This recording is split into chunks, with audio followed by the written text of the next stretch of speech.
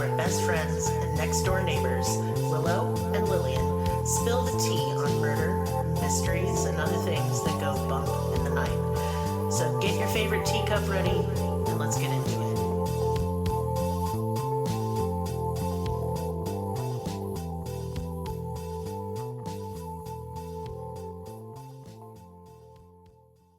Welcome to Cruelty Podcast. This is Lillian, and with me is Willow. Hello. Hi. Hi. Everything's Silly. That's not the word I was going to use. No, but we're trying. Hey. If I don't get back to your email, it's because things are stupid right now, and I'll get to you as soon as possible. I feel like that it started the episode with a voicemail. Yeah. I just don't ever want anyone to think I'm ignoring them. Right. I'm just overwhelmed, but I'll get over it, and then we'll be fine again. So don't you fear. It's still Vanished Month. People who went missing, whose cases are unsolved. And what are we talking about today, Willow? This is actually a solved case. Oh, but it was solved like later on. Okay, cool. There's a process to it. But yeah, this is America's most hated woman, Madalyn Murray O'Hair.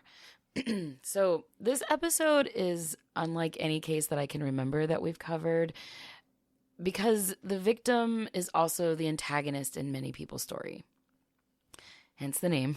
Yeah. You know. So some of our listeners honestly would not like her in real life. I know that personally I don't like some of the things that she believed in.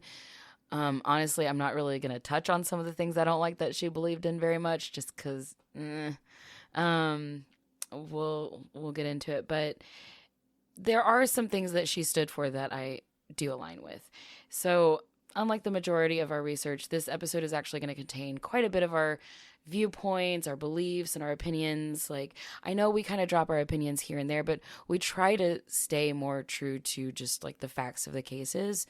Whereas this case is just chocked full of like people's opinions, and especially because everything that she is her opinions on religion and politics, right? No good.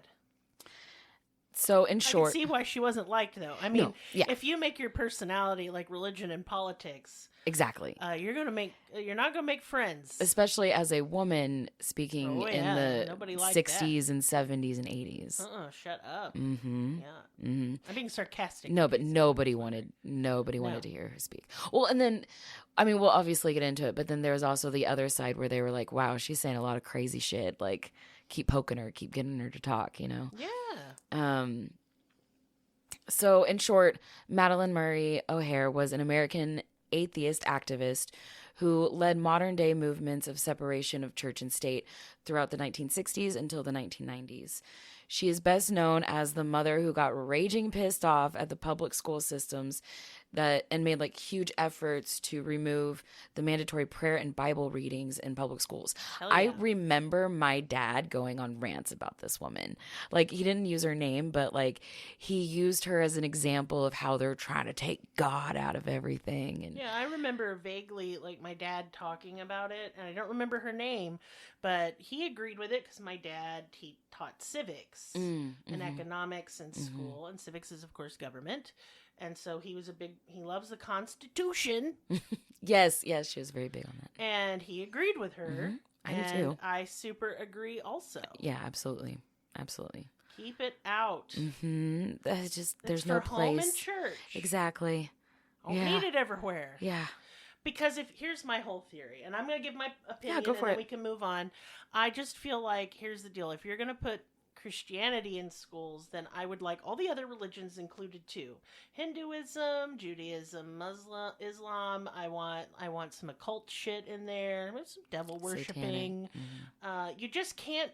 That's the problem. Is that this is a country made up of cultures from all around the world, and you can't say this is the only culture that matters. Right. It's not fair. Even if you are Christian and that's how you want to raise your kids, more power to you. I mean, I vehemently disagree. Yeah. But that's not my business if it's in your privacy of your home and your church and your community. Then my say doesn't matter. However, I don't want my kids raised around that. Yeah. Because my privacy and my say matters at home. So if I'm going to put them in a public school that my tax dollars, because yes, I do pay taxes, fund, then I expect them to receive an education that does not include that because it's in the Constitution. Right. I don't know why this was ever a thing. And that, I like that you touched on tax, because I wasn't really going to get into it, but she did have a lot of arguments against, you know, the fact that the churches aren't taxed. No. And then therefore taxpayers have to make up for that deficit. Yes, we do. And if churches were taxed, like, oh my God. Then maybe I'd bitch a little bit less. Yeah. But they're not, so I'm gonna. Yeah. Just say, I wanted you guys to know where I stand on that, so right. that, you know, going forward, because I know we have people who are Christian that listen. They Absolutely. so. I have friends that are Christian. You're fine. Mm-hmm. I mean, I don't want it around me, but that doesn't mean I want you to stop. Right. I just don't want you to put it in a school where my kids are. Right. Or else I'm going to put my religious practices into school. Stop. And you don't want me to do that. Stop it. Please go on with the story. So she was hated for her belief system, obviously, but she was also a very outspoken and very crass woman. Word. She had a fucking tongue on her. Yeah. And especially just getting out of the 1950s, you know, saying cuss words every other word and, you know, saying some really disturbing things. I have quotes. They're pretty fucked up. So, you know, like, man, we would have been buds. So yeah, she was never afraid to say what she felt. Her opinions led her to many debate pulpits, many talk shows and conferences and interviews. Her deep-seated hatred for organized religion was always at the forefront of her mind during just about any discussion that she had. It's like one of those things where if you're thinking about it, you can make anything connect. And it was like, that was always what, like, you could be talking about the weather and she's like, you know what? Fuck God. You know? So yeah, technically we obviously don't know what her last words were because she went missing, as we all know. But her last recorded words were, quote, "There is no God. There is no heaven. There's no hell. There are no angels. When you die, you go in the ground. The worms eat you." She told her children that she wanted 3 words on her tombstone: woman, atheist, anarchist. Look, I'm not an atheist by any stretch. However, badass. Yeah. I'm sorry, shit's badass. Yeah. It's very punk rock of her. It's sad that she probably will never get that tombstone. Even though her remains were found. Like, spoiler alert, but... Oh, God, it makes me want to fundraise to get her a tombstone. We'll talk about it. All right. We'll talk about it. So, trigger warnings for this case include dismemberment, slight descriptions of mutilated corpses. I will not go into detail. Thanks, I just ate. Yeah. So, also the obvious, you know, religious, anti-religious ideations, religious trauma, political and spiritual opinions, that kind of thing, if that's not what you want to listen to. Yeah, if you don't want to listen to me be unhinged or this woman be unhinged. If you're going to listen to this episode and think, oh my God, they're so political, I mean, you might want to skip to the next one or listen to another one. True crime is political. Right, but we don't really lean heavily political unless it's necessary. Unless it's pertinent to the story. And this is what the entire story is basically about. So politics, you don't want to hear about it. Just, I will not be offended if you don't listen. Right. But don't listen and then send me a letter. You're too political. Right. Because we warned you this time. Right. And I mean, like, I know that a lot, if not most of our listeners do have very similar belief systems as we do. We got a few that don't. You know, and okay. Absolutely. I love to get a full, you know, well-rounded viewpoint on things, and other people's point of view is part of that viewpoint. So I'm always here for it. You're nicer than me. And, you know, like I said, Madalyn did have a mouth on her, so I will be referring to quotes by her that may offend you. Note that her opinions are not our own. They are hers, and they do not reflect that of the podcast. That's true. All opinions and belief that we share are ours alone, and, you know, we ain't all telling of you what to think or feel. Right, but we do have a Discord, and we would love to talk about it in Discord because I'm assuming that there's going to be thoughts and opinions. But let me go ahead and add this caveat for you guys if you're coming into Discord, especially if you're pissed off. No hate speech, no bullying, no name calling. You can come give an alternate opinion without being a jerk about Absolutely. it, because we have created a safe space on our Discord for everybody's opinion, as long as it's shared in a very nice and polite way. Yeah. That's all. So don't come in there and go, Lillian, you're a fuck. I mean, I know it's true. Or like, you're a big old bitch. Yes. Heart react. If you put a heart after it, though, I won't be offended. And I'll take it. Lillian is serving cunt. I am always serving cunt. All right. Now that we got that out of the way. So she was born Madalyn Mays in Pittsburgh, Pennsylvania in 1919. She was the daughter of Lena and John Irwin Mays. She had one brother named John Irwin Jr., and they grew up a very religious family. Her father was Scots-Irish, and her mother was German descent. Madalyn was baptized in the family's Presbyterian church at the age of 4. So that's how hard her family was religious. I think 4 is a very young age. Is it? Because I know they baptize babies. They do, but I think in Protestant, because usually they'll baptize babies more in Catholic. Usually in Protestants, it's like when they decide. Oh, like it's a choice. Yes, because I got baptized at like 12 or 10. My brother was like 16 because he went all fundy then. I baptized myself. Does that count? I guess not. No. I'm going to hell. So everything seemed to be really going well for the family until obviously the Great Depression hit. The family moved around for a number of years while their father was in search for work, just like everybody else's father at the time. They ended up settling down in Akron, Ohio, where her father began to work at a glass factory. Now, growing up in the church, Madalyn attended Bible studies and memorized Bible verses, just like every other church kid, but she could always tell that something was a little off. She was quoted as saying, "When I started going to church, my first memories are of the minister getting up and accusing us of being full of sin."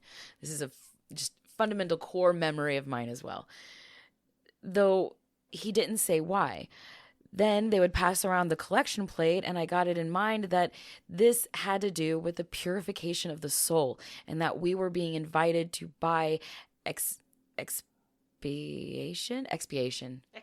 That was a hard sounding word. From our sins. So I gave it up, and it was just too nonsensical. Expiation is the expectation of freedom from something. Yes, I looked it up and tried to sound it out, but it's just not a word that I use in everyday vocabulary. It's a sexy little word, ain't it? I thought that you would like that. I do like that. It did word. stick out to me as a Lillian word. So by the time she became a teenager, she started to really pay attention to what she was reading, and she became more and more outraged at the violence and the destruction that she saw in the Bible, which, same. I had the very same experience. So for listeners who've never heard this story, I taught myself to read at the age of 2 from a children's Bible that was sold from a door-to-door salesman. This was a thing in the 80s. It was illustrated. And I begged my mother for it. She was very annoyed, but she bought it anyway, and I taught myself to read with it. And the violent, horrific stories in there, Lil Lillian ate that shit up. I thought it was crazy. Yeah. But I was like, wow, this is awesome. I can't believe my mom let me read this. I would always skim to the sex parts.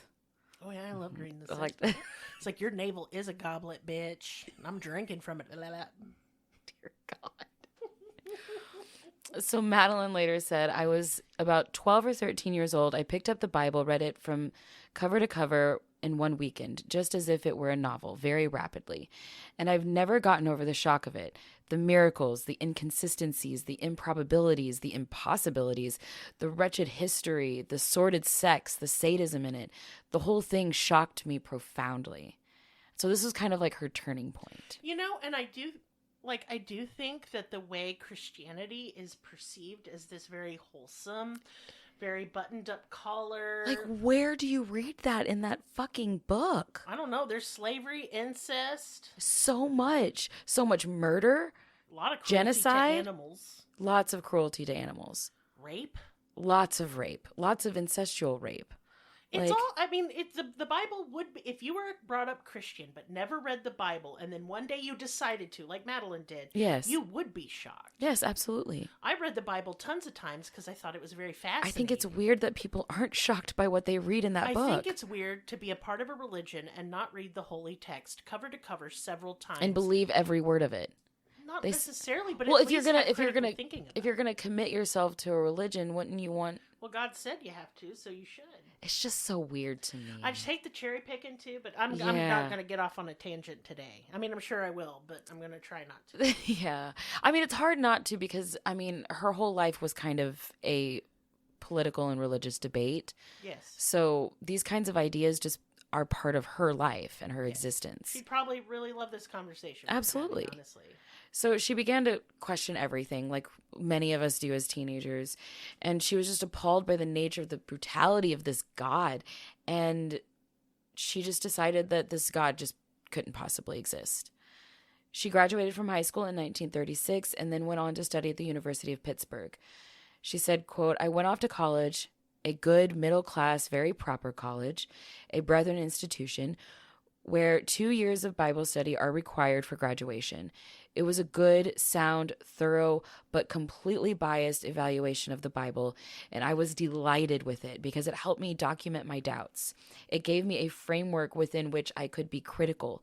My independent study continued for 20 years after that, so I do know the Bible very well from a Protestant point of view." And so this would go on to like she said, framework the rest of her life. I like how she for her debates. Oh yeah, she's very well read. Yeah. Because it's kind of how I felt. Listen, y'all, I was a mess as a teenager, but I was very into debating. I was in debate. I was in honors debate. My biggest daydream was to like go before my youth group while I was in youth group and just like debate the Bible and just ruin everybody's lives, but I never did because I'm embarrassed. I did do stuff like that because I'm a cunt, and I'm less cunty these days. I don't want to change anyone's mind because I no longer give a fuck. I just ran out of fucks. That's all. But I did use the Bible and my knowledge of it as a framework for my debates. Yes. Because I would argue with people who were very religious, like my grandmother, who was racist also and mean. And so I would lay it all out, like the logical fallacies, and not just, I wouldn't even go down the road of like miracles aren't real, because I believe in magic. Yeah. So, but I would be like, this is all hypocritical and nuts. Maybe we shouldn't. Maybe it's mean. And I wasn't popular at family gatherings. I know. Me neither. Oh no, I was the black sheep. I don't know. I didn't know I'd be finding myself like kind of resonating with the victim in this case so much. Oh yeah, absolutely. But, I mean, had she been a man, I doubt we'd be here. Oh, by far. Yeah. Yeah. Well, maybe. Lily got political. Maybe, but I just doubt it. I think that she was a woman made it worse because she's coming after the patriarchy and religion at the same time. Yeah, and I don't know. I never really thought about what her life would be like if she were a man, as far as like her influences politically. I do wonder if her being a woman and a mother had anything to do with how she kind of like bulldozed through. In part, I think she wouldn't have been as interested if she hadn't had children in the system, in the school system, because, it changes your... Right. What's important to you. It was at least the catalyst, and we'll get there, but yeah, it was at least the catalyst. I figured it was. Yeah. I didn't even need to guess. So, in college, she met a steelworker named John Henry Roths and ended up dropping out of college and marrying him in 1941. They separated shortly after, but they both went in to serve for World War II. He joined the U.S. Marine Corps, and she was in the Women's Army Corps. In 1945, she was in Italy serving as a cryptographer when she began a relationship with a captain named William J. Murray Jr., who was married... Tisk. And a Roman Catholic. Oh, so fuck. He was not going to get a divorce. Well, no. Absolutely not. And so they just kind of continued their relationship. Madalyn ended up divorcing John Henry Roths and ended up changing her name to Madalyn Murray in spite of William's insistency and refusal to divorce his wife. Oh, that is a slick move. Well, they had a child together. But she utilized her divorce with the ex-husband because I've done this too. I utilized the divorce to change your name. So she did that. It's a free name change. It is a free name change. Yeah. Yeah. But so she did that, and I'm assuming she knew that she was pregnant at the time. I would guess so, yeah. And she ended up having a son who she named William J. Murray III. Yes, queen. Yeah. She called him Bill, but yeah. She's like, well, if you're not going to marry me, people are going to know. People are going to know, bitch. Madalyn went back to school and finished her bachelor's degree from Ashland University in 1948. She then went to South Texas College of Law and earned a degree in law in 1952, but did not pass her bar exam. Why she didn't pass, I have no idea, because she was very intelligent.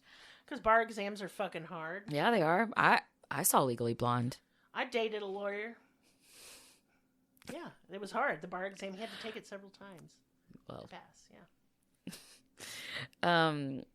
She just in going through law, obviously there was the same reasons why she went into law, is kind of like as she went throughout the law school and curriculum and everything, she started to more and more realize just how saturated religion is in our judicial system. Sure, like that's what led her into law, but once she got in there and saw what was really happening, she's like, no, it's worse. It's like it's worse than I thought. Shit. Yes, exactly. Sure, exactly. I'll swear on a book I don't believe in. Yeah. Cool. Yeah. The sky is purple and, the sun is pink and I have bat wings right now. Mm-hmm. I'm hovering. I can't eat pork because Jesus put demons in some pigs. Anyway. So Madalyn is later quoted as saying, quote, the church doctrines of obedience to authority, repentance, fear of punishment, self-abnegation, acceptance of outer direction rather than inner assertions. Sorry, she uses really big words that I'm not used to using. It's repentance also. You're welcome. What did I say? Repentance. It's repentance. That means you're sorry. I'm sorry, that God. Does. I'm sorry. The elation of faith over reason and intolerance make institutionalized religion an ideal instrument of social constraint. Word, girl. Isn't that? I mean, I could have said it a lot better like she did, but you know what I mean? Like, she really did. That is correct. She's right. I know. She's right. She is. She joined the Socialist Labor Party, attending meetings and later hosting her own meetings, allegedly telling her son Bill that he needed to attend these meetings so he could, quote, learn the truth about capitalism. Now, I say it like that because that's how it's, like, that's vaguely, like, the way that it's worded in a lot of articles, because Bill later on did not like this at all. Was Bill a stinky capitalist? Bill would later tell as an adult that this is part of his reasonings as to despising his mother later on. Jeez. Because she forced it on him. Like, forced this ideation on him. Even though, look at me growing up in an adoptive home, forced into religion. Or, how about this? You can, look, we all come from our raisins. That's how we were raised. Right. You can throw it away in the trash completely, though. That is your right as an adult. Absolutely. But much to my chagrin. Yeah. We'll get into maybe some of the other reasons why he didn't like his mother. But, I mean, yeah. Childhood trauma and childhood issues stemming into adulthood looks different for every single person. Yes, it fucking does. Don't you can be right about your fucking beliefs, and I think she was right about a lot of stuff. But the way that she goes about it sometimes is not very nice. And not nice to your kids who need you to be a soft place for them because the world is mean. Yeah. They didn't stay in Texas long before moving to Baltimore, Maryland. There she met a man named Michael Fiorio. She dated him for just a little bit. They ended up having a child together. Her second son, John Garth Murray, in 1954.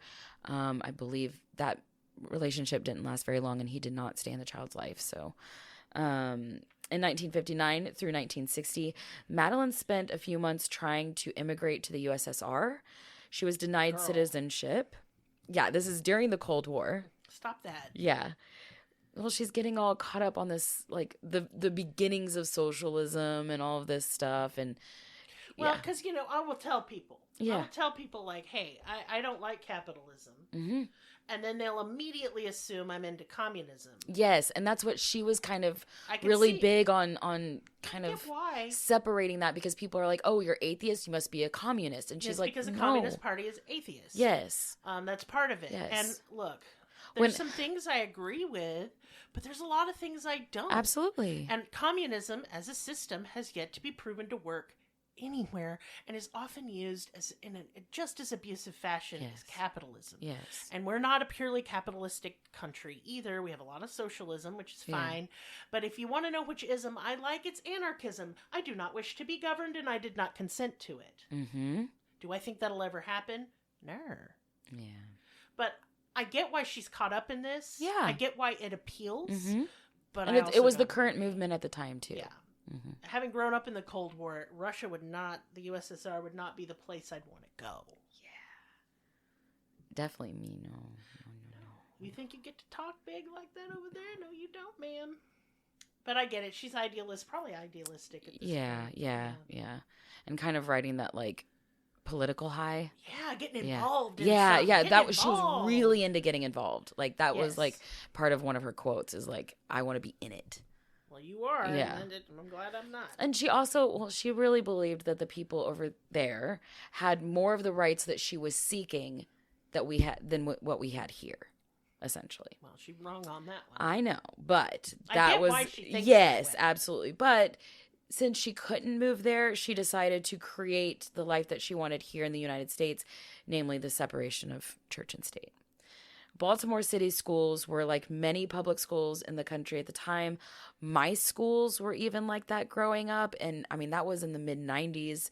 Like, I don't know how they got away with it. Now, see, in Oklahoma, that was not in the schools. If I had been told to pray in school, I would have lost my mind. We bowed our heads and prayed. We held our hand over our heart. It wasn't until I was in junior high or high school that I was even told that I didn't have to stand up to say the prayer or the Pledge of Allegiance. So in high school, I sat down. But, like, there was prayer everywhere. And, I mean, this is, like, rural Arkansas, so whatever. But here especially, the students were required to say the Lord's Prayer, as well as, like, the extended Pledge of Allegiance, which the extended version of the Pledge of Allegiance with, like, the In God We Trust part, that wasn't actually put in until 1954. Yeah, a lot of people think that it was started that way. No. It was they added it to combat communism. Yes. Because communism is no religion and no atheist is atheist, and so they did that to say, look at how much better we are with our capitalism, democracy, and prayer. And all of our children are good, God-fearing children, unlike you, godless heathen communists. Yes. Yeah. Both the big suck. Scare. I don't like any ism. So Madalyn ended up bringing her son Bill to enroll in the Woodburn Junior High School in Baltimore. When they entered the school, she saw a group of children reciting the Lord's Prayer. But that pissed her off. This sent her. It sent her. She immediately went to the office. She demanded answers as to why these children were praying in school. She said that it was entirely unconstitutional, but the schools stood by their tradition. So Madalyn filed a lawsuit against the public school system for violating the separation of church and state. Amen. She utilized her law degree, made her son the plaintiff. Oh, this is why he's pissed. Yeah. This is why he's pissed. Yep. His mom used him to further her political agenda. Didn't she? I can see why that would piss him off. It would piss me off as well. Yeah, because he just wanted to go to fuck to he school. got bullied. Of course he did. He got made fun of. Yes, especially not only because of him not doing the prayer or whatever, but also what his mom was doing, causing a scene. Yelling, cussing, and all this stuff. So it was embarrassing to. And Look, they'll make fun of you for parting your hair the wrong way at school. That would have been terrible. Yeah, everybody got bullied real bad. Yeah, my mom was really embarrassing, and guess what? Yeah. But yeah, so she submitted that the school's requirements for prayer and Bible readings were against the constitutional rights. She also claimed that Bill was bullied by the other students. Like, she brought that before the court. And she said that the teachers did nothing about it. Those seem like separate issues. They do, but she really grouped them together for the court case. So the case went to the Supreme Court, and the press went absolutely wild with this story. This is the first time it had ever happened, really. I mean, there was some other cases in some, like, other towns, but, like, this is the first time that it really came forward. It really had some legs on it. Yes. Yeah. And hit the media. So Madalyn became the face for atheism in this country, at least. And she was seen on talk shows, interviews. She spoke to large crowds about the religious issues pressing the nation. She brought forth issues beyond the public school systems. She wanted to know why we had prayer in like business meetings and sporting events, why the currency had to have "In God We Trust" printed and engraved on it, why we had to swear on the Bible. Why at the time, I thought this was really weird, but I saw a picture of it. The U.S. Postal Service stamped the mail with a stamp that says "Pray for Peace," and it, like, during the war. Mm-hmm. She questioned that. She's like, why? Why do we all have to pray? We don't all pray. She pushed the hope for peace, you know. Right. Yeah. She pushed the question why does God have anything to do with this? Wow, I couldn't agree more with that. She spoke to large crowds pressing further more moral issues, saying, quote, "This religion gives you goals which are outside of reality. It enriches your fantasy with ugliness. It fills you with ideas of guilt over the most common human experiences." Now, in front of a crowd in like 1960, she goes on to say, usually related to sex. We don't talk about sex during and openly in that time. She says, "In this room right now, each one of you in your own lives has agonized over the fact that you have masturbated. Masturbation isn't sinful. If it feels good, do it. You have my blessing, and you yourself know how it relaxes you." She gave a group of people her blessing to go home and touch themselves. I'm just like... Hey, y'all, I give you my blessing to go rub one out any way you see fit. Pause this podcast, please. Don't see fit to do it right now, but in your own free time. If you want to listen and rub one out, I'm fine with that. I can't imagine anyone being aroused by my voice, but if you are, good. Do I need to help out a little bit? I'm not gonna. That'll cost you $50. Yeah. Hour if you want me to talk to you while you rub one out. Just saying. Moving on. Sex work is work. Sure is. So. Again, this is 1960. Our country had just come out of the tight-laced, cookie-cutter, fucking, Leave It to Beaver 1950s, right? And, culturally, this is really unheard of. Like, this is shocking everyone who hears it. People was clutching they pearls. So much. And people were outraged. They thought that she was literally killing Christianity. Debauchery. Can I ask, is it because the religion contains martyrs that everyone who, not everyone, let me take it back, roll it back, that a lot of Christians feel attacked and that Christianity is under attack? Y'all, you're running the show. It's gaslighting. Well, because Christianity has killed so many billions of people over the years. The Crusades, for the love of fuck. Yeah, so it's like... It's a little gaslighty to say that you're being victimized. Maybe here. Stop it. Stop it. I think it's because the central figure is a martyr, so we're all going to play that game. You don't need to nail yourself to a bit of wood. It's okay. No. Nobody's coming for your I know Merry lots Christmas. of Christians that are, they're doing fine. That are filled with joy. Joy and love. That's what it should be about. That's exactly. That's what it should be about. That's what Jesus wanted. That's what I like to see when someone says they're a Christian. Is that they just love their neighbor. They just love their neighbor and they love wholeheartedly. And they don't judge nobody because it says that. And count their blessings.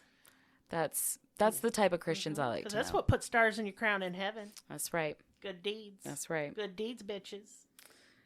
Now, something that I like to think about with her push for separation of church and state is that what she was really doing aside from getting prayer out of schools and getting, biblical things taken out of religious shit and political shit, what she was also doing is paving the way moving forward to these, later decades that we've lived in and lived through. She was stirring the pot on this particular point of view of separation of church and state, leading into abortion rights, gay marriage rights, women's rights, sister. Things like that. That was really kind of like the wedge that you had to shim in there. She had something that was in direct violation of the Constitution that was easy to point out. Yes. And that didn't rock the boat too hard, but let her slip in and rock the boat harder while she was in the boat. Yes. I get it. Speaking with the boat analogy, it's kind of like the women and children first. Uh-huh. Maybe she was in the women and children first boat and she just had to go before everyone else to pave the way. Yeah, we're standing on people like that's shoulders. That's right. Mm-hmm. It's interesting to think about.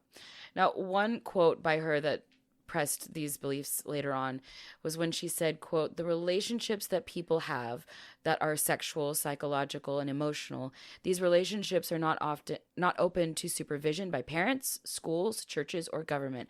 Nobody has any right to intervene in any kind of relationship like that. If anybody wants to engage in any kind of sexual activity with any consenting partner, that is their business. Anybody can do anything they damn well please, as long as the relationship isn't exploitive." And I don't feel that legality should have anything to do with it. There are certain bodily functions of mine which I do not allow to be supervised. She did not wish to be governed. Consent. I like that. Yes. Yeah. That last line, I was like, Because really, y'all, when I want you to think about equal rights and stuff and protections under the law for, gay people, trans people, black people, fucking anybody with a uterus that wants to utilize it properly. Here's the thing. The fact that I had to live through abortion rights, again, pisses what the me fuck? off. But listen to it from this point of view. You and your body are yours, and no one on the face of the earth, not God Almighty himself, has any right to tell you what the fuck to do with it. And they can't tell you what to do with another autonomous entity, a sovereign entity, which is what you are. That's right. If you guys are doing it together, both adults, and you're all consenting. Very nice. Or you're all adults, and there's more than both. Yes, and there's everyone included. That's fine, too. Yes. Just think, you didn't give consent or permission for these people to take away your rights. Okay? So, with that in mind, then you have to work to revoke the authority people have put over others because you don't want that put on you. Yeah. Because if you think they stop with the queers, let me tell you, they won't. If you think they'll stop with the women, they won't. Yeah. Just keep that in mind. Just saying. It seems so strange to me as someone who thinks openly about how others feel about things, I just take into consideration other people a lot, and I can't understand having such strong religious beliefs, such as Christianity and other religions, but I use Christianity as an example because it is so indoctrinated in our political system. But if you have such a strong belief that you want to protect so badly that you're scared of people that are coming after it, why wouldn't you want that type of protection for others? Well, and if you don't want people coming after it, maybe don't be imposing your views on someone else. Yeah. Keep it to yourself. That really seems gross. Because it is gross. It's really gross. It's gross. If, for example, the country overnight changed to, and it was my belief system, and I came into your house to make sure you're performing your rituals right, you wouldn't like that. I would, because I really lose track of time. But it's sorry. Neither here nor there. You don't believe in that. That is scary and antithetical. It's not even something you believe in. So I'm just throwing that out there. It's just putting the shoe on the other foot and such. As a more wholesome analogy, it reminds me of whenever you're standing in the candle aisle and you're smelling candles and you're like, this one smells really good, and you're shoving the candle in somebody else's face and they don't like that scent profile. And you're making them smell it whether they like it or not. Make somebody eat their teeth. I don't like leather scented candles. I don't like plumeria. I think it smells like poo poo. It's gross. It's floral doo doo. Get it away from me. It's grandma's soap. It is Grandma's soap. I don't like it. Anyway, the whole point is you don't get to tell other people what to do. Yeah. Yeah. Don't shove your candles in other people's faces without consenting. So she was a self-proclaimed militant feminist, which I really love that phrase. Well, because also she was in the military, and there's not, like, I mean, the percentage of women in the military is a lot smaller. So it's something to be proud of. I agree. She said, I believe in complete equality with men, intellectual, professional, economic, social, and sexual. They're all equally essential, and they're all equally lacking in American society today. Yes, sister. Amen. Still today, too. You don't think, like, this is in the 50s and 60s. Yeah. Why are we still having this fucking conversation and not in past tense? Right? Why aren't... Yeah. Because, see, I get people will be like, ugh, feminism makes me mad. And I'm like, so you don't want to have equal rights? Or you ask them and you don't think a woman is equal to you? It just doesn't matter to them because it doesn't affect them. But it does affect each and every one of us. And it hurts men, too. That's what upsets me, is that it hurts men, too. They just can't see it. Or choose not to. I think they can. Like, you go onto Reddit, and I bring this up every time I talk about this, and men talk about things they would do if they felt more free to do them. And it's stuff like, take a bubble bath, talk about my feelings, cry when I'm sad. For the love of God, cry and talk about your feelings as much as humanly possible. You should. It's healthy. Jesus Christ. This is why we have so much fucking domestic violence, P.S. So it just hurts everyone. Yeah. But when everyone is equal and everyone is free and everyone is respected, then we're just going to see that stuff start dropping. It just makes everything nicer for everybody. Right. That's all I want. I don't know why that's so controversial. So Christian interviewers loved her. Oh, I'm sure. I watched so many interviews with her, and some of them are really hard to watch just because, like, I was there. That was me at family gatherings too. Like, you know, I grew up in the same boat. And so, it was just a lot of like really sticking to their guns on each side. And neither one of them wanted to see the other point of view, but, she's got some fire in her, dude. She's got some fire. So yeah, she really didn't hold back at all. She was absolutely ruthless with her tongue. She said shit that even gave me whiplash. Like, I was like, girl, you said that. You said that. So one quote in particular really stunned the interview. I actually saw this one. She said, I'll tell you what you did with atheists for about 1,500 years. You outlawed them with the university, or from the universities or any teaching careers, besmirched their reputations, banned or burned their books or their writings of any kind, drove them into exile, humiliated them, seized their properties, arrested them from blasphemy. You dehumanized them with beatings and exquisite torture, gouged out their eyes, slit their tongues, stretched, cursed, or broke their limbs, tore off their breasts if they were women, crushed their scrotums if they were men, imprisoned them, stabbed them, disemboweled them, hanged them, and burnt them alive. And you have the nerve to complain to me that I laughed at you. Oh, that gave me the chills. That was great. Amen. Just incredible. These interviews are intense, but a beautiful thing to see at the time because we needed that contrast to form change. We really needed this. We need it again. The Christians may have hated her, but in the beginning times of a new cultural revolution, the atheists and the non-religious people loved her, and they felt like they needed her. We did. She was in countless debates, articles, talk shows, like the Phil Donahue Show, The Tonight Show. Though she was a media frenzy nationwide, Madalyn's community despised her and made her and her family's life a living fucking hell.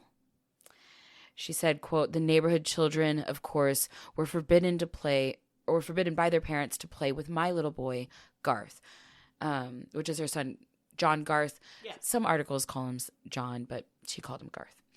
So she says, so I finally got him a little kitten to play with. A couple weeks later, we found it on the porch with its neck wrung. Fucked up. but she never gave up the fight. She said, quote, "So my life and the life of my family has been completely disrupted in absolutely every way possible. But it's been worth it.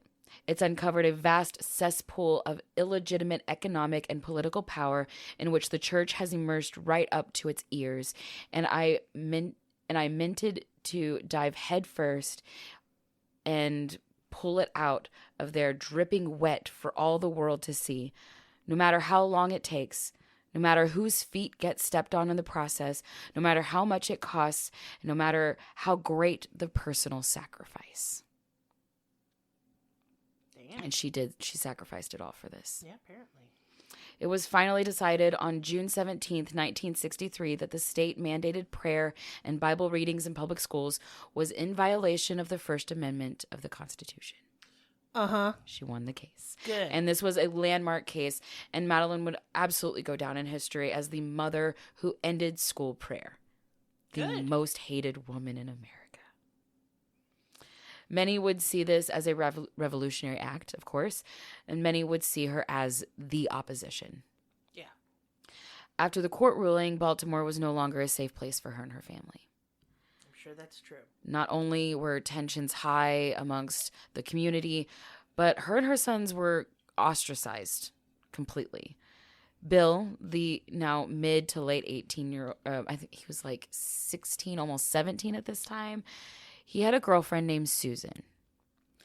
Well, because of all this drama around town and her strict religious parents, Susan, wanting to be with Bill but not allowed to, she ran away to be with Bill and to live in the house with Madalyn. Now, of course, Madalyn allowed this because she thought that she was, seeking refuge and helping her. Yeah. But that's illegal. It is, because she's a minor. Mm-hmm. So when the police officer showed up at her house to bring Susan back to her parents, an altercation ensued. And Madalyn, the fucking bulldog that she is, ended up assaulting 5 officers in the process. Hell yeah. Fuck the police. They ended up moving Yeah. to Hawaii. They got the fuck out of there. Yeah. Moved to Honolulu to seek refuge. And then at some point in their stay there, the charges were dropped for whatever reason. And so her and her family moved to Austin, Texas later that year in 1963. Now, after winning the court battle with the school system, Madalyn was just on an all-time high, and she was not stopping anytime soon. She built a nationwide, quote-unquote, congregation of atheists, which ended up essentially feeling more like a religious cult than what she was really trying for. Yeah, you know what I mean? Anytime you use them loaded words and you get a group of people together, it gets real culty real fast. Anytime a group of people are together, it kind of forms a cult. I can't help it. Like, even if it's just an audience at a stand-up show, like, in that moment, y'all are kind of culty. So teabags. You're in a cult. Yeah. I hate to tell you. Although I command you to pet kittens. And send bears consensually pet the kittens. Yeah. So she knew that she could make money off of this, of course. And so Madalyn started an organization called American Atheists. Just very vague, very simple. She had offices all over the United States, which in return paid her for her lifestyle, traveling around, speaking at conferences, talk shows, and all of that, while also paying for all the activism work that she was doing, lawyer fees, and, going to court dates and all of that. There, she formed, she was basically, by doing this, by forming this organization, she was like even more so solidifying her face as the face of atheism. Like, her face was everywhere, and if you saw her, you knew it meant atheist. The organization on its website, it's still apparently up and running today. It says that it's aimed to protect the absolute separation of religion from government. And that's exactly what she sought out to do. Now, to the Christians in Texas, Madalyn was an absolute nightmare. And I think for her first little bit in Texas, before she really got serious, she fucked around. I mean, she didn't find out too hard, but she fucked around pretty hard. Once she stormed into a church bingo night and flipped the table like Jesus and told everybody that it was illegal to gamble in a church. Which I guess technically it is because tax exempt. Yes, it is. But still, she made like a huge scene. That's rad. In a debate in Bryan, Texas, she told the crowd all to go to hell. And that essentially made everybody leave and the debate was over. In Tyler, Texas, she was seen riding a broom and introducing herself as the atheist witch. Hell yeah. Just freaking people out. Just so trolling easy. people. It's so easy to freak them out. Especially at this fun. time. Yeah. Now, it was during this time in 1964 when the headlines started to declare her the most hated woman in America. And she ate this up. She loved this title. She continued going on to talk shows and debates, and her fame grew, and so did the American Atheists organization. Now, during the 1970s and 80s, Madalyn went on a rampage fighting to take every shred of religion out of our country's politics. From 1970 to 1987, she had 7 separate cases go to court challenging various things like weekly religious services at the White House, open Bible readings by astronauts. This one I really like because it's very specific. Yes. And apparently it was spurred from, she saw the crew of Apollo 8 reciting scripture from Genesis. And she was like, nope, fuck this. I'm taking y'all to court. Also, she brought forth issues with the use of national park facilities for the Pope, where he held Catholic Mass. She got real pissed off at this and took them to court about it. She tried to remove the nativity scene from the Capitol building of Austin, Texas.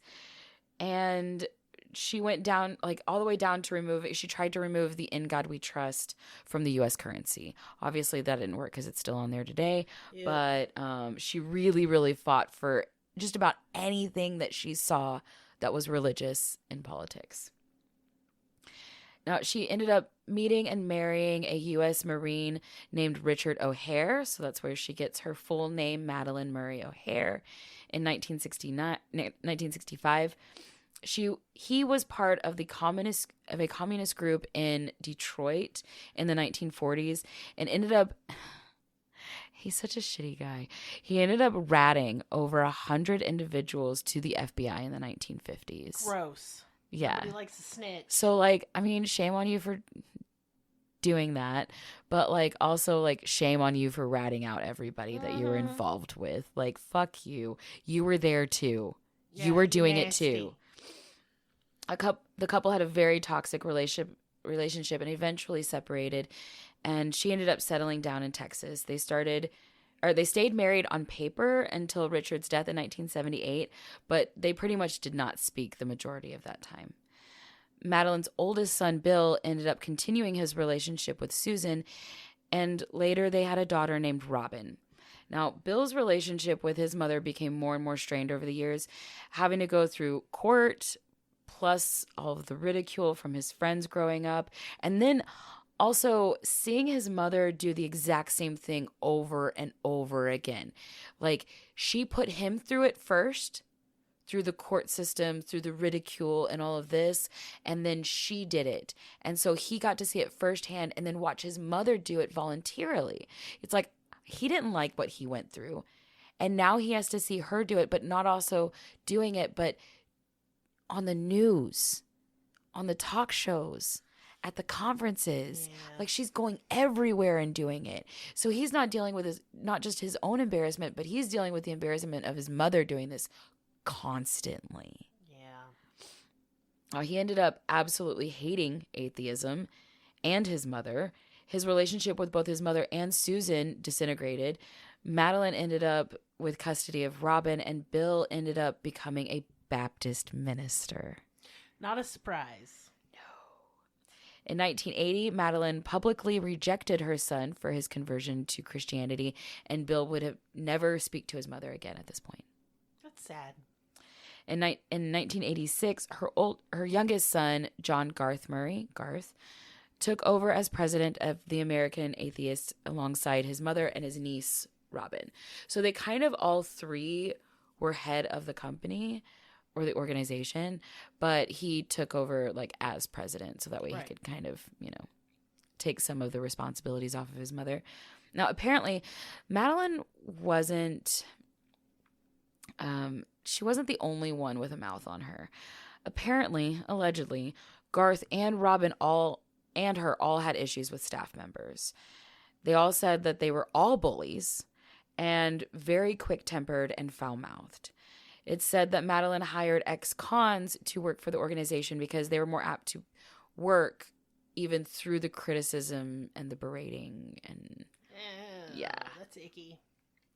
In 1993, they hired a man named David Waters as a typesetter for the American Atheist newsletter. Do you know what a typesetter is? I sure do. I love like the typesetting equipment. Mm-hmm. It's really neat. You want to explain what it is? It's where it's like you have like metal plates and like that are carved with like numbers and letters, and you move them around to print newspapers and shit. Well, you lay it all out and then it prints it instead of like typewriting it out. Right. It's not type. You lay it out. It has ink. No, it's like stamps almost. Yeah, and you roll paper over it, and that's how it works. And it was really cool to see. Yeah, it is really cool to see. Like absolutely, absolutely. I knew you'd explain it better than I did. So. Now, Madalyn at first really liked David. He was an asshole, but so was she, so she kind of liked him for that. He was really good at what he did, and he quickly got promoted to office manager. Now, this put him in charge of taking care of the organization's finances. Uh-oh. Soon, expensive computer parts and items from the company's safe began going missing. Madalyn, Garth, and Robin had been on a vacation in California. That was kind of a work trip as well. When they returned, they found that David had fired everyone from the company and ran off with $54,000 of the organization's bank account.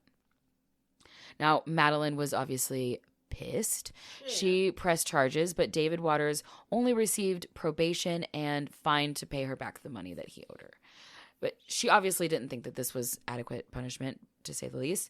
So she made it her mission to make his life a living hell. She wrote articles about him in the newsletter, which he used to typeset for. She outed him for being an ex-con. She trash-talked him for the money that he stole. And she even made jokes about him having sex with other men in prison. Madalyn, cut it out. Now, she was a bulldog. I mean, of course we know that. But David was no one to mess with. I bet he was. She had kind of built her life essentially stepping on men, which, I mean, yeah, I kind of fantasize about from time to time. I would love to do that. But unfortunately, I'm a bottom. You wouldn't think so. It's true. I don't want to step on anyone. I just get pissy. But she kind of made it her lifestyle, that she was superior, or at least that she had some sort of reign over men in particular. And so I think that she really thought that she was going to get away with this. I don't think she knew who David really was. David had become a murderer by the time before he was even an adult. He was 17 years old in 1964 when he and a group of other men beat a man to death with a fence post because he wouldn't let them borrow his car. Jesus. In 1977, he got into an argument with his mother, nearly beat her to death with a broomstick, threw her down a flight of stairs, and then, while she lay there at the bottom of the staircase, barely alive, he urinated on her. Oh my God. This man had deep-seated rage. And he was very clearly, obviously, prone to extreme violence. When he saw the articles that Madalyn wrote about him, he saw red. He told his girlfriend at the time that he wanted to torture Madalyn, saying that he wanted to cut off her toes one by one. Lord. He hired 2 men to help him with his plan, Danny Fry and Gary Carr. On August 27th, 1995, David, Danny, and Gary forced their way into the Murray household and held the 3 at gunpoint. They forced them into a car, took them into a small hotel room, and then held them captive for a month, convincing them that all they wanted was their money. As soon as they had drained all of their accounts dry, he said that he would let them go. But of course, we know that that wasn't true, or else we wouldn't be here today. Yep. They complied anyway. They gave them everything they had. They drained their accounts. They maxed out their credit cards. They bought around $600 worth of gold coins. The men moved the family to another motel once all of the money and all the assets were drained. There at this other hotel, they beat them. They tortured them. They strangled them to death. They rolled their bodies up in blankets, loaded them into the van. Before they drove off, though, they made sure to clean that hotel room. And while they were in that hotel room cleaning, they found notes that Madalyn has stashed throughout the hotel room for the hotel staff to find. To help solve her murder. To help solve her murder. But they found it. Oh, that sucks. So those notes were never found. Like, by the people that could have helped. Shortly after the Murray family went silent. No, the men ended up taking their bodies from that hotel room to Austin, where they then dismembered their bodies, put their body parts in 55-gallon barrels, and burned and buried them. Shortly after the Murray family went missing, or they went missing in August, and then for a month, they were like slightly active, like they were like calling certain people, but being very, very vague. They went completely silent in 1995. And shortly after they went completely silent, there was a headless torso of a white man found in a river in Texas. They couldn't identify who it belonged to, so they gave the body to the police. The police buried it in an unmarked grave. Yeah, Potter's grave. It wouldn't be until 2 years later that the torso was found that it was even considered to be linked to the Murray killings. Now, the day of the kidnapping, a typewritten note was left on the locked door of the offices of the American Atheists. It read, quote, "The Murray O'Hair family has been called out of town on an emergency basis. We do not know how long we will be gone at the time of writing this memo." That's it. That's all it said. Police searched the home, and it appeared that the family had left in a hurry. If anything, they had just vanished out of thin air. They had left behind all of their essentials, their IDs, their passports, their luggage, personal belongings, as well as Madalyn's diabetic medicine. Yeah. During that month, so from August 27th until September 27th, an exact month, they had several members of the staff that had worked for them had received some calls from the Murrays. It was very random, and they sounded strained, they sounded disturbed, and would not give them any information as to where they were or where they were going or when they would be returning. And after September 28th, after a month had passed by, they were never heard from again. All accounts were drained, and the American Atheists essentially had to shut down because they couldn't cash their checks. Right. They had no money to keep these businesses and so it looked like buildings she had open. taken all the money. Because of her reputation, That's what they thought. everyone thought that her, Garth, and Robin had taken the money and ran. And honestly, like, still to this day, it's even hard for me to even comprehend that this woman was killed, because it's so ingrained in me that this atheist woman ran away with funds from her organization, and the story is that they went to New Zealand. Everyone knows this story, like, especially like people that were around that time. Like, I remember hearing this story, and there was a 2017 film named America's Most Hated Woman or whatever, on Netflix. And it was kind of like a rendition of her story. And I remember watching it thinking that it was a lie. Because it's just so still ingrained in me that she ran away with the money. Like, but she didn't. No. Now, the reason why that they believe that they went to New Zealand is because the family did have bank accounts in New Zealand. But those bank accounts were never filled. They were never touched. But that was just like a little clue that just made them believe that that's where they were. They assumed that they had gotten new identities and were living off the stolen money. And people thought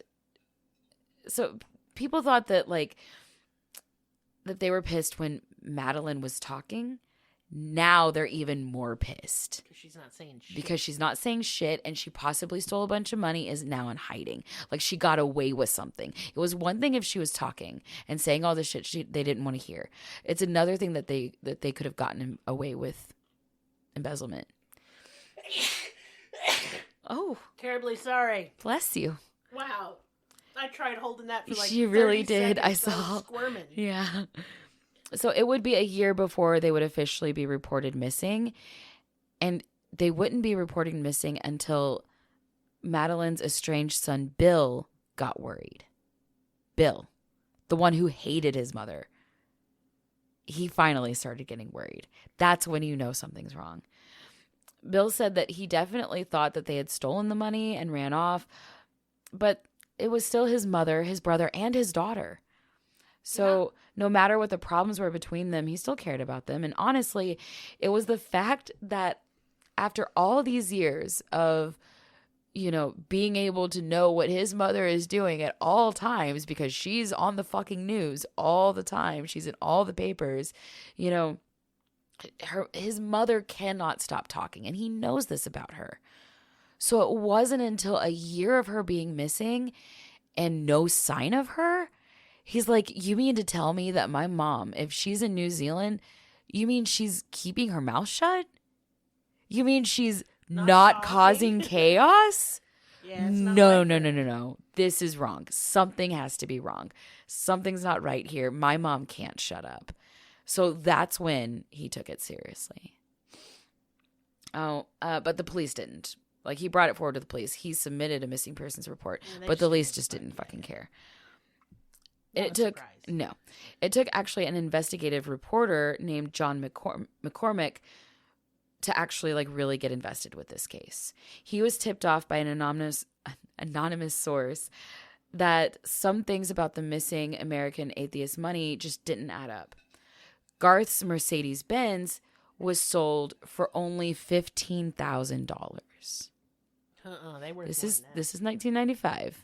It's still a lot of money, but it ain't what it's worth. $15,000? No.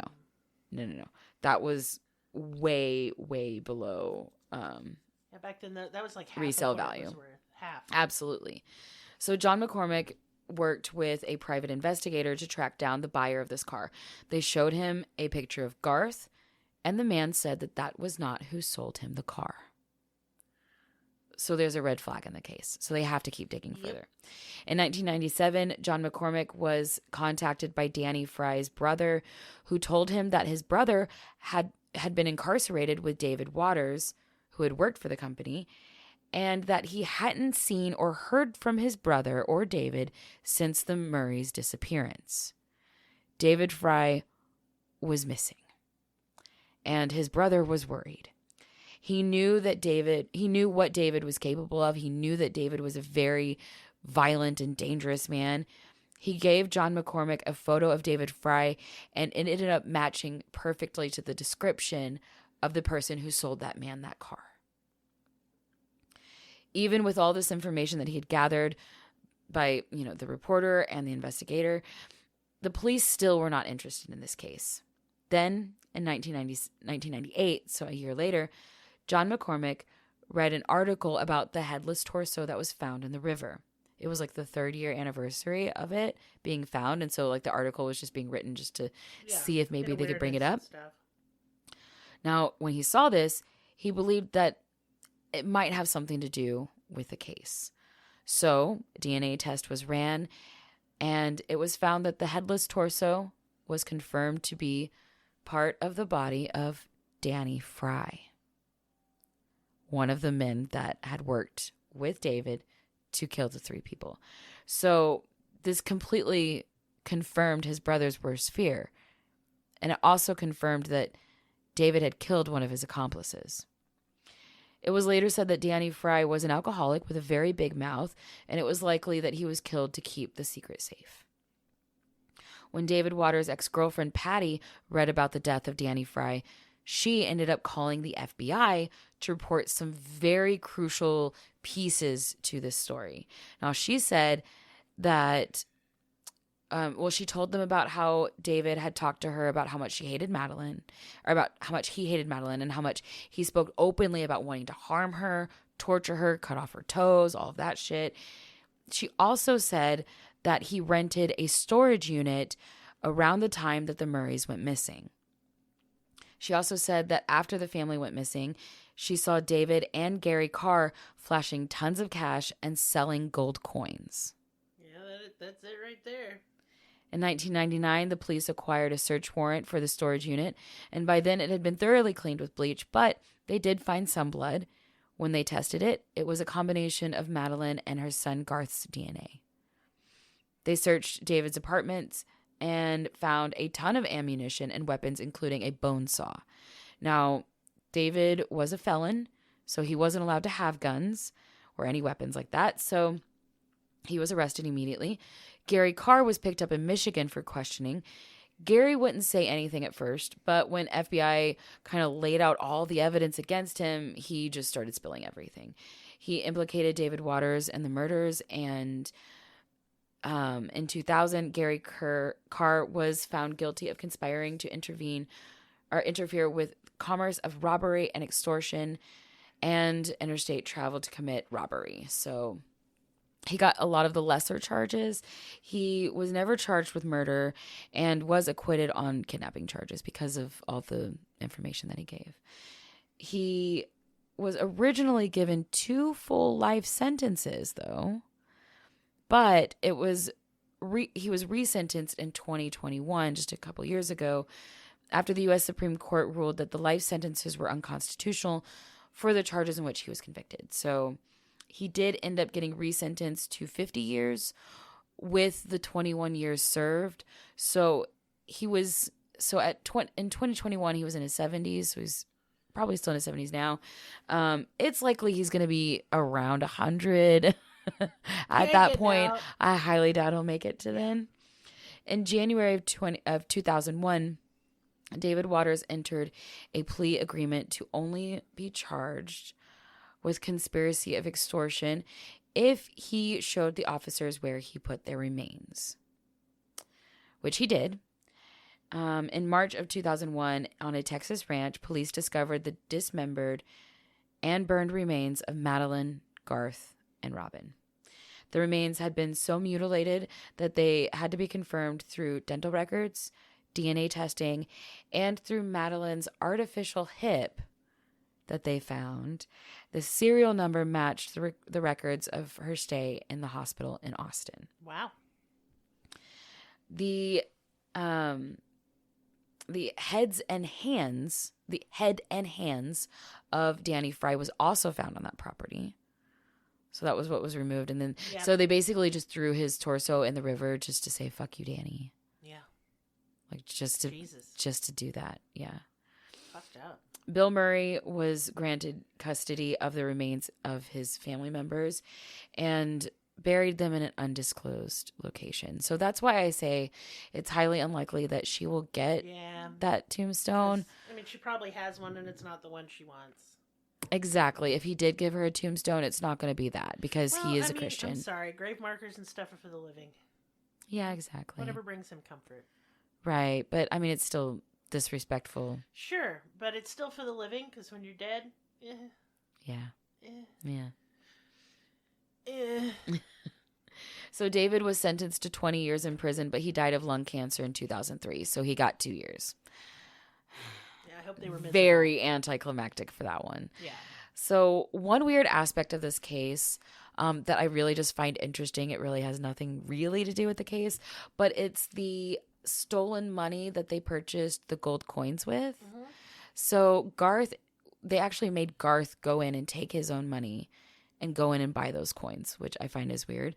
And just the serial numbers on the money can't be traced, I would guess. I guess, yeah, anyway. sure. Yeah. So just 5 days after the coins were purchased, they had put them in that storage unit. That storage unit was broken into by thieves. They had like a really simple lock on it with like one of those like universal keys. Bicycle lock. Yeah, yeah. So they didn't even have to break the lock. They just had a key. But yeah, they ended up stealing all of the gold coins. Now, a huge part of this investigation, like behind the scenes, was tracking down all of the coins. Yeah. And so now they're thieves, right? I think they lived in San Antonio. So they brought the money back to San Antonio and they distributed them throughout their, friend group. They exchanged coins for cash.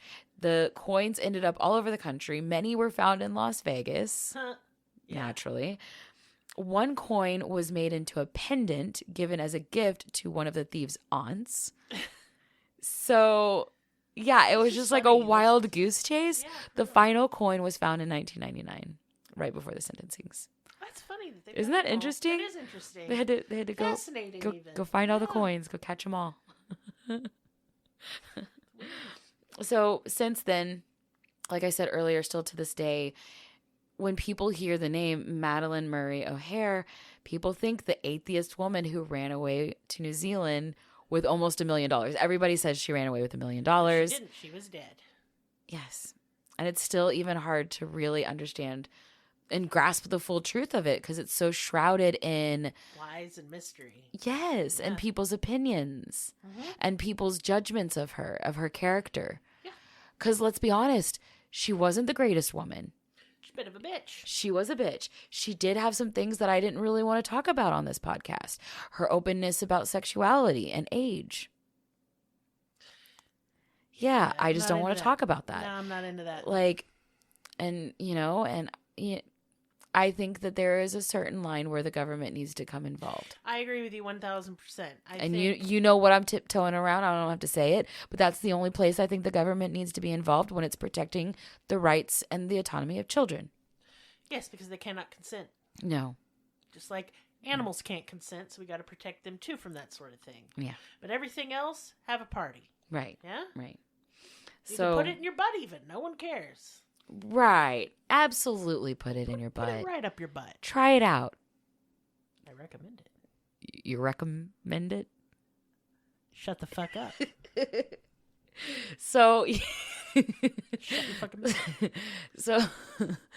But yeah, so no matter how crass, how rude, how vile some of the things that she said was, no matter how ruthless she was with her tongue, Madalyn was still... She still didn't deserve to die. No. She didn't deserve what she went through. She definitely didn't deserve like all of the weird ruse around her name, like, just like the rumors. And I mean, she definitely didn't deserve the pain and torture that she went through. She still has a legacy that still needs to be honored, and the hard work needs to be, acknowledged. And the fact that we have freedoms now to this day because of her. The freedom of religion or non-religion. Hopefully one day we'll be able to see an atheist society. I would love to see an atheist society. I'm on the fence about atheism as it pertains to myself. I feel like there's something out there that I think is misconstrued as God. Religion does not belong But I do government. I do not like religion. I am not part of a religion. So I do believe in a lot of things that atheists believe. And so I really do think that, she did really good work. I just want religion out of the government. That's it.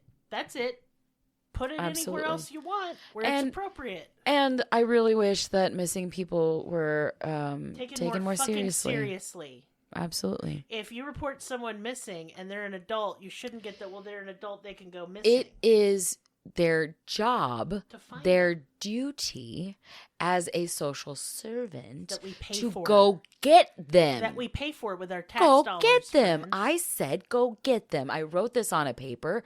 I submitted it to you. Go fucking get them. And if you find them and they're like, look, I'm not missing, I just don't want nothing to do with that person, then you return with that information. Case closed. Job well done. Well, it's just like, that's a Patreon episode I'm going to do soon. The lady that hated YouTube, she went missing. Her parents said that she went missing. They found her, and she said, no, I want to be missing. They let her go, and then she tried to blow something up. But, she's allowed to go missing.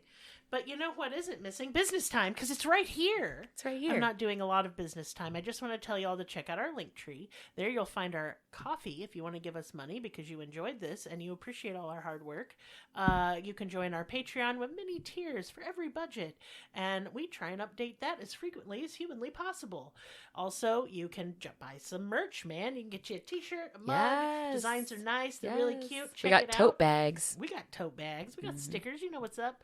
And join our Discord and come talk about this shit. I want to hear from you, even if we don't agree, because I can be polite because I'm an adult. I would love a juicy discussion on this. I'll juicily discuss anything with anyone. But, let's just say nice about it. Juicily. Nice. Juicily. All right. Go forth, juicily. And if all you can do to support this podcast is listen, thank you. I appreciate it a great deal. This is for you. Now, if you're listening on YouTube, you can do stuff to help, and it's free.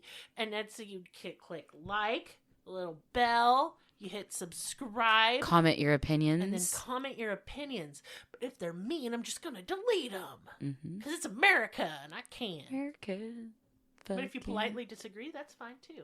Yeah, just be nice. Thank you for being here. Thank you. But now I'm going to go away. Goodbye.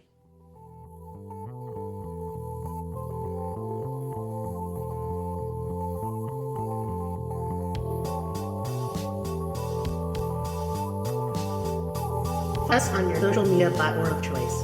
Linktree/cruelty has all of the links.